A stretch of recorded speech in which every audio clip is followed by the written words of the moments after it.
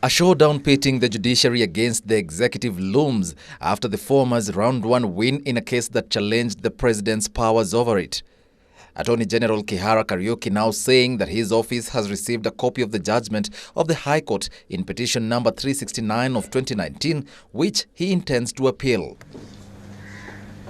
In the Adrian Kamotho Njenga versus the Attorney General and three others, the petition sought, among other orders, a declaration that the president's failure to appoint persons recommended by the Judicial Service Commission as judges was in violation of the Constitution.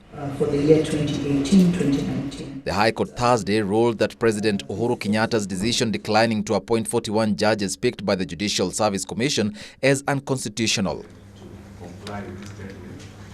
The three-judge bench, composed of Justices James Makau, Lydia Achode and Chacha Mwita, ruled that the president had no power to review, reconsider or decline to the appointment of judges as forwarded by the Judicial Service Commission. The first interest party is an independent organ that enjoys independence when it comes to recruitment of judges of superior courts. This mandate is protected by the Constitution, and the first interest party does not have to seek anyone's permission when discharging this mandate. Its fidelity is only to the Constitution and the law.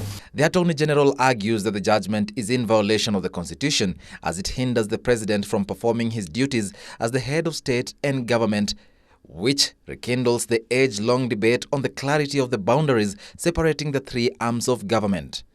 It's normal. It is normal. Take it from me. Take it from me. The friction between especially judiciary and executive will never stop. It's there in US, it's there in UK, in most established jurisdictions.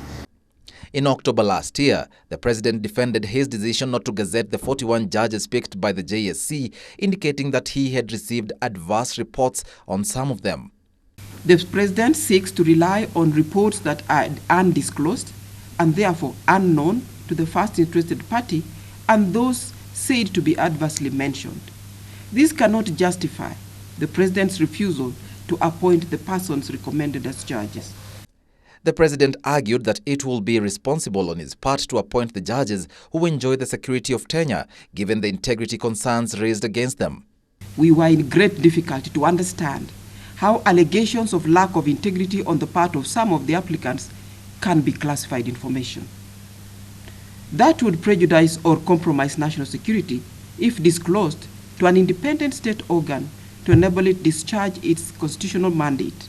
Suppression of such information, if true, would only incapacitate the state organ in the discharge of its mandate and would threaten compliance with the Constitution. Late last year, the push and pull between the two arms of government led to the judiciary suspending all sittings of the Court of Appeal in Nyeri, Kisumu and Mombasa registries, citing a shortage of judges and Uhuru's failure to appoint JSC appointees to facilitate the running of the appeals courts. Eric Mnene, Ebru TV.